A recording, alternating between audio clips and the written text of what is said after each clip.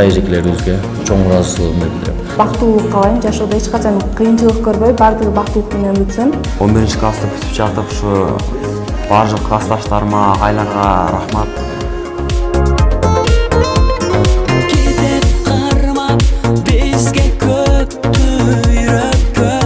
Окуучуларыма ар дайым ийгиликтер коштоп жүрсүн.